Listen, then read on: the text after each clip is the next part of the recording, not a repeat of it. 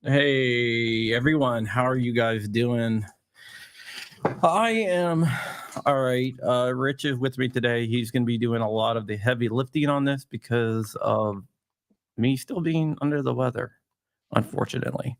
But I am hopefully we'll be recovering soon, I should say. But let's just jump right into it. We have and this isn't going to be a long stream by any stretch of the means because I don't think I'm going to be able to stay on that long. No, it's pneumonia actually. But we have the government has officially filed for writ of certiorari, which means it's a petition to the Supreme Court to hear VanDerStok. Was it a 6-3 decision?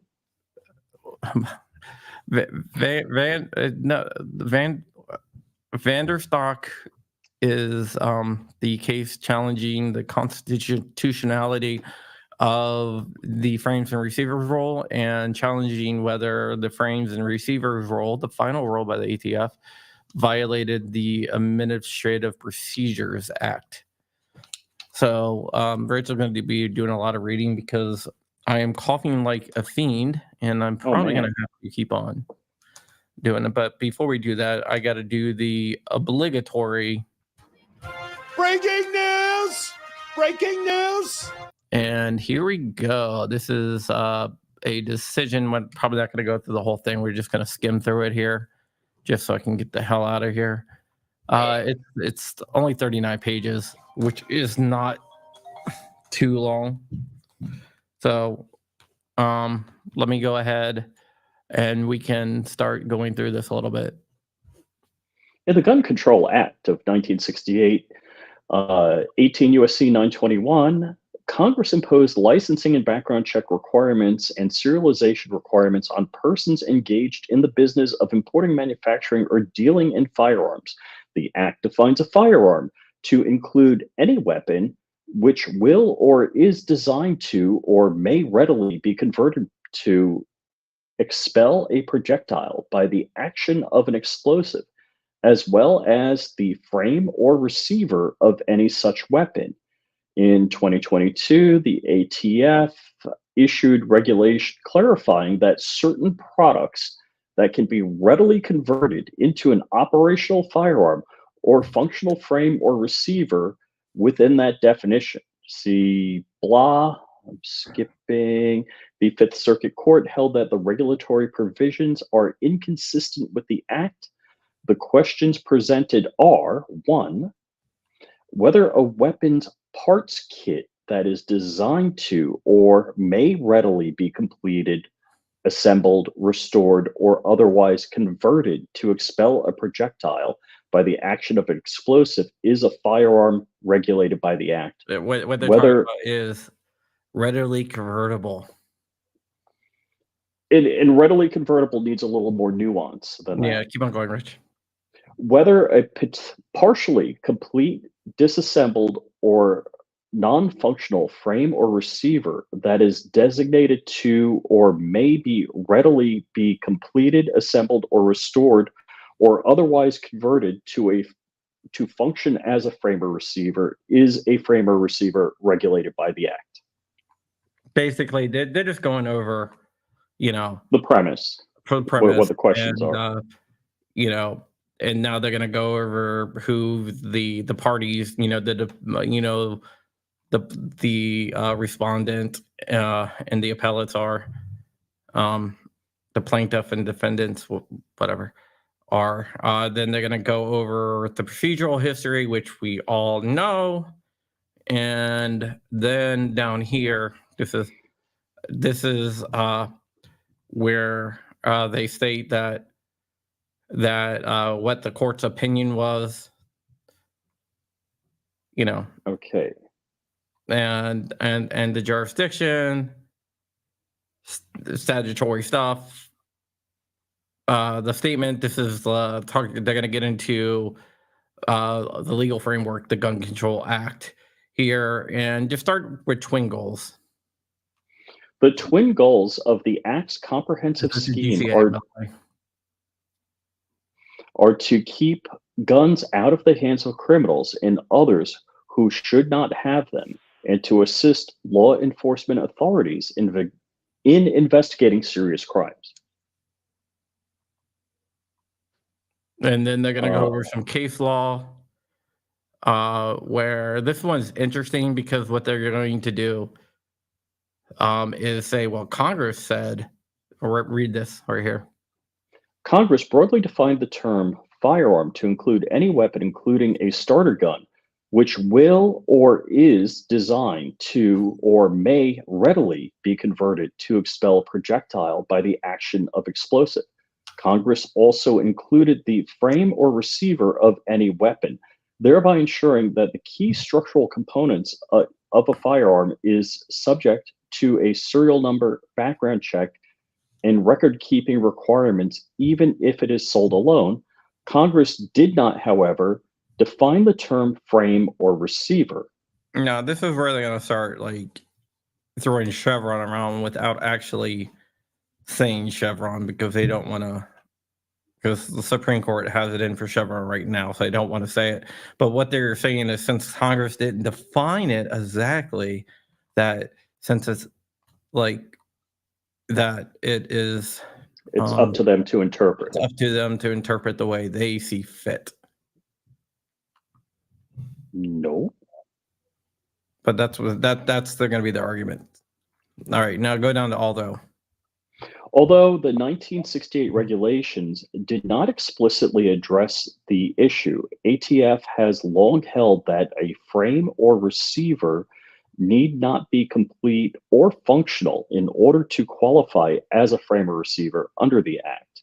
87 Fed Regulation blah. Instead, the agency recognized that a piece of metal, plastic, or other material becomes a frame or receiver when it has reached a critical stage of manufacture. That is, when the product is brought to a stage of completeness that will allow it to accept the firearm components for which it was designed, using basic tools in a reasonable amount of time. And the 1978 classification letter for the example, ATF found that a partially machined frame was a firearm because it could be readily converted to a functional condition. In 1980, the ATF explained that an unfinished receiver would likely qualify as a firearm if it could be converted to a functional condition within a few hours using common hand tools. And in 1983, the ATF concluded, John, you got to roll up. Oh, sorry. I'm trying to do multiple things at one time. I'm so far behind everything. But only to be able to concluded that a basically complete receiver was a firearm because it would require approximately 75 minutes of work to become functional. In recent years, technological advances made it easier for companies to manufacture and sell firearm parts kits and easy-to-complete frames or receivers that allow anyone with basic tools to access internet video tutorials to assemble functional firearms quickly and easily, often in a matter of minutes. For example, the Buy, Build, Shoot kit marketed by respondent Polymer 80 allows a roll-up,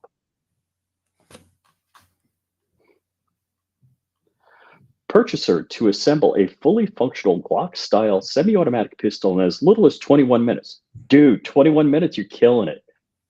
Similarly, companies have marketed partially complete or unassembled frames or receivers that can be readily completed or assembled to a functional state, for example, by drilling a few holes and removing temporary plastic rails. Some manufacturers of those kits asserted that they are not firearms regulated by the Act and thus sold them without complying with the Act's requirements.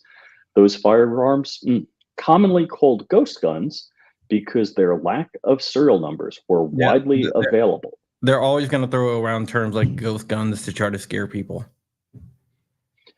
And the lack of serial numbers, records, background checks made ghost guns uniquely attractive to people who are legally prohibited from buying guns or plan to use them in a crime. As a result, the police departments around the nation confronted an explosion of crimes involving ghost guns. In 2017, law enforcement agencies submitted roughly 1,600 ghost guns to the ATF for tracing. By 2021, that was more than 19,000, an increase, roll up, let's see, of more than 1,000% in just 4 years. Those submissions to the ATF have been largely futile because the lack of serial numbers and transfer records make ghost guns nearly impossible to trace. Out of 45,240 firearms that were unserialized recovered from crime scenes 2016 to 2021 that were submitted to the federal tracing, ATF was able to complete only 445 traces to individual unlicensed purchasers. A success of less than 1%. What they're not telling you here, right? And I've actually looked into the statistics. Those are not the vast majority of those are not so-called ghost guns or unfurnished. They're not polymer 80s. They're not or similar. No, they're guns with the serial numbers defaced. So they're like stolen firearms or somehow acquired firearms that somebody took a grinder to the serial numbers. So you're a Glock that was a Glock. People get it. Keep on going. Sorry.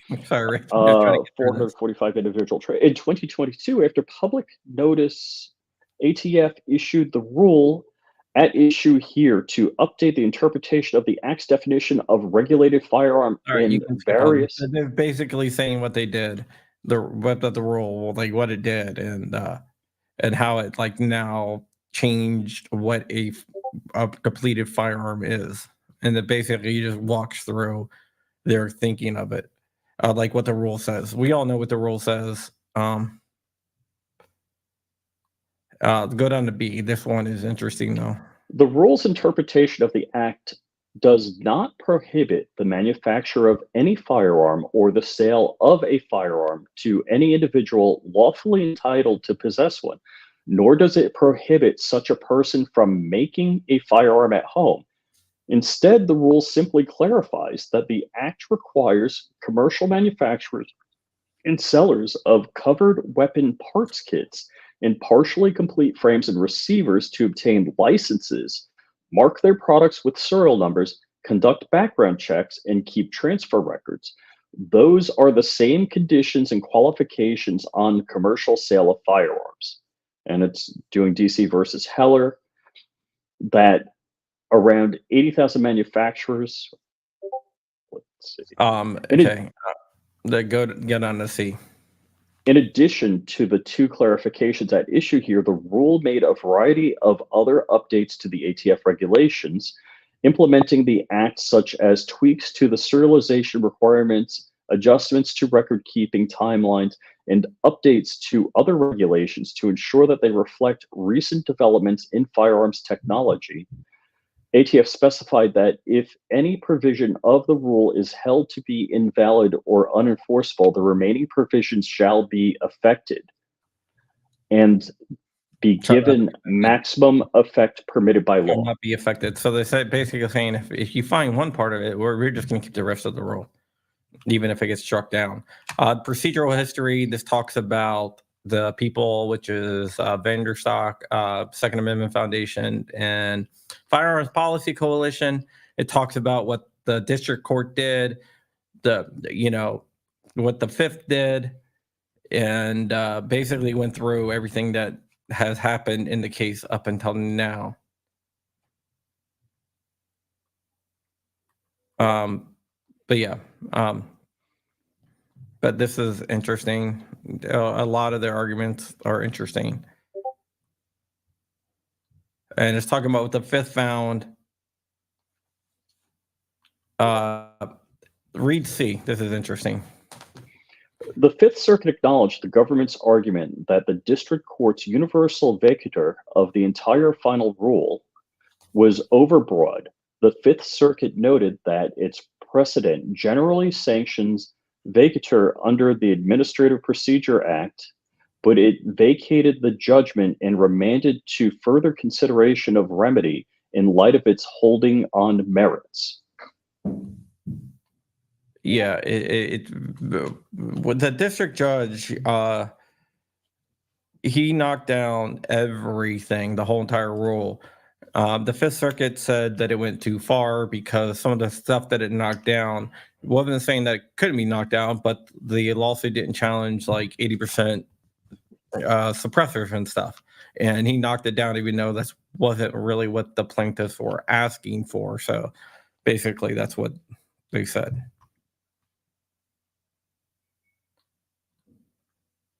So that's the reason why. And this is their reasoning why they think that writ of certiorari should be granted. The Fifth Circuit's decision warrants review because it contradicts the Act's plain text and effectively nullifies Congress's careful regulatory scheme.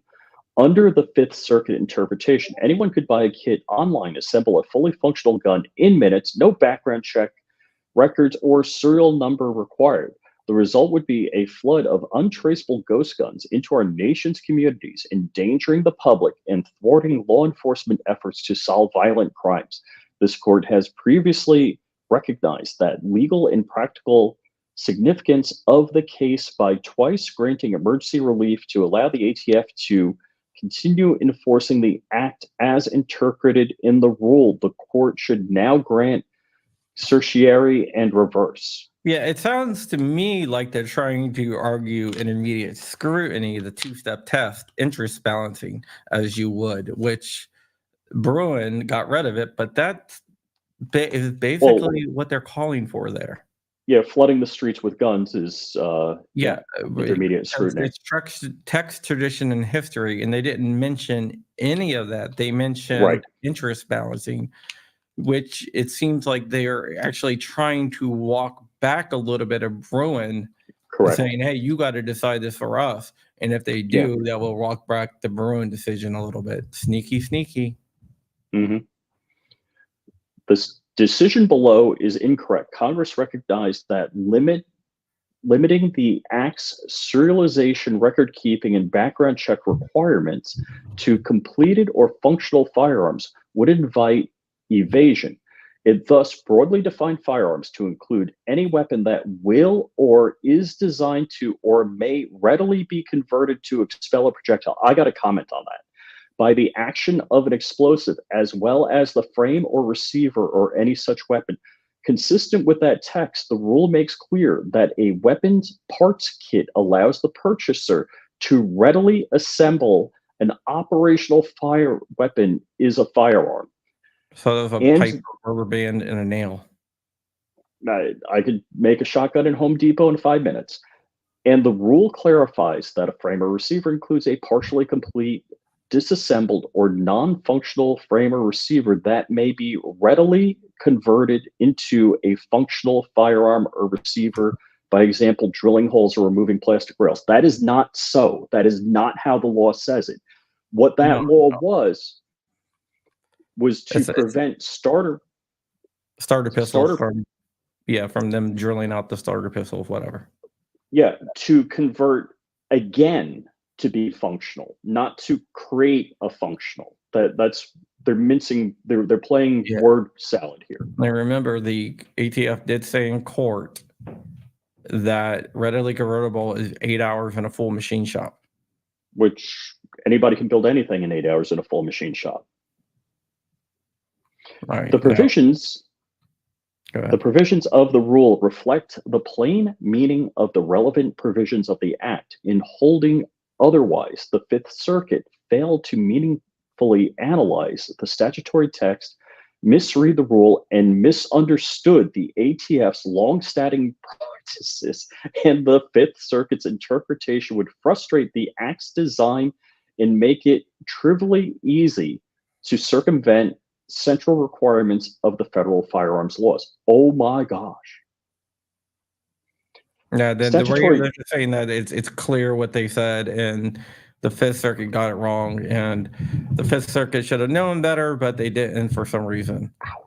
Ouch. And then they gave something like the PAD's buy, build, shoot kits, what they're showing up trying to scare people.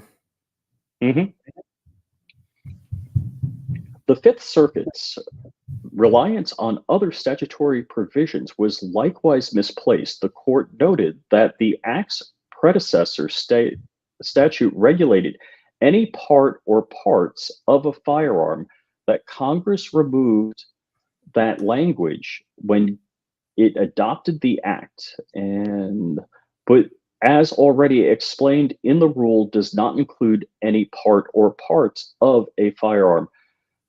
Instead, it includes only those aggregations of parts or parts that designed to or may readily be assembled into a functional firearm. The Fifth Circuit also relied on other provisions of federal firearms laws, including a provision in the Act defining destructive device to include any combination of parts either designed or intended for use in converting any device into any destructive device, and from which a destructive device may be readily assembled. In the court's view, because that provision explicitly refers to a combination of parts, but subsection 921 blah does not, the later provision cannot be read to include weapon parts kits. Wow. That is doubly wrong. First, section 922A4C serves a different function by expanding the definition of destructive device to include parts designed or intended for use in converting any device into any destructive device, not just combinations of parts that themselves constitute a destructive device. USC 18921. So basically, they're saying that once again, they're saying that they got it wrong. They're trying to say that a partially completed non-functional frame or receiver that can be readily completed qualifies as a frame or receiver, which we know is not true. Give me a pipe, a nail, and a rubber band, and I will go ahead and make a firearm. And this goes to show the polarity, what you have to cut out here to try to make it look scary. They're trying to make it look so it's a lot easier than what it is. Talk about common tools, everything else that you need to do it. But yeah, it's basically BS. So just go right here. We're almost done. The decisions below warrant review. The court's review is warranted because the Fifth Circuit declared invalid key provisions of an important regulation and adopted an interpretation of the Act that would effectively nullify its central provisions by allowing criminals and other prohibited persons to obtain untraceable firearms without background checks, serial numbers, or transfer records. What's wrong with that? The recent exponential increase in the availability and use of ghost guns is a grave threat to public safety interest balancing. Ghost gun kits are available online to anyone with a credit card, or for that matter, anonymous prepaid debit cards bought at 7-Elevens. And then then they do some scary things. Ghost guns provide. You don't have to read that. They're just saying that they're tools of criminals. Wow. All right. If left So in place, the Fifth Circuit's decision would give the manufacturer and distributor respondents the green light to resume unfettered distribution of ghost guns without background checks, records, or serial numbers. That would pose an acute threat to the public safety. Tens of thousands of ghost guns are being recovered by law enforcement each year, more than 19,000 in 2021, a 1,000% increase from 2017. And the public safety harms caused by ghost guns have only become more apparent in this litigation has progressed between March 2023 and July 2023. For example, 13,828 suspected ghost guns were recovered by law enforcement and reported to the ATF. Police departments are also confronting the soaring use of ghost guns in violent crimes. Teams buying ghost guns. See blah. The absence of a conflict in the court's appeals does not counsel against certiorari here, even in the absence of a circuit conflict. This court has often granted certiorari to review decisions invalidating important federal regulations or policies. See Biden v. Nebraska. okay, Scroll down. basically what they're saying is if there is a circuit split, like in Cargill, for example, the Supreme Court is more than likely to take it. If there's not a circuit split, the Supreme Court can take it, but not necessarily will take it. And Robert, thank you for the super sticker. It means a lot.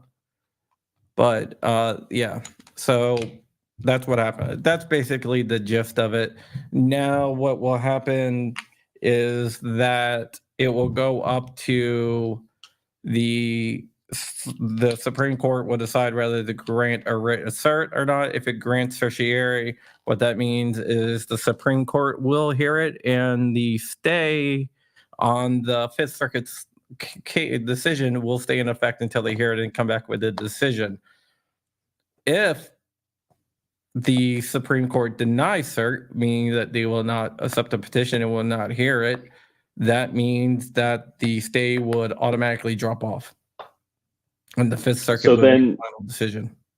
which means frames and receivers are lawful, so polymer 80s would be lawful. Yeah, and that would be it, basically. So in summary, the ATF is saying, hey, I don't like what the Fifth Circuit said. I'm going to the Supreme Court, and let's get them to rule in my favor because the Fifth Circuit made all sorts of horrific mistakes. That's basically what they're saying, yeah. And they're really hanging their hat on two things. One, interest balancing, and the other was readily convertible, meaning readily converted to be able to fire again. Well, what they're trying to do is they're trying to walk back Bruin a little bit. Mm-hmm. Yep. And so we'll see what exactly happens with that. But that's it. Just wanted to make you guys aware of it. I'm gonna get out of here. I'm still really, really sick, so I don't think I'm gonna be doing a video tomorrow unless some miracle happens. But I wouldn't expect to do a video tomorrow. I might have Rich do a video because I do have a story, but yeah. Okay. Happy to help, John. But with that, thank you for watching. Follow Flying Rich at Flying Rich Firearms and Flying Rich. Thank you so much for doing the heavy lifting, Rich. I appreciate it. No problem. And I am out of here. I will see you guys later. Thank you for watching. Sorry, it's shorter than my usual lives, but hey, it is what it is.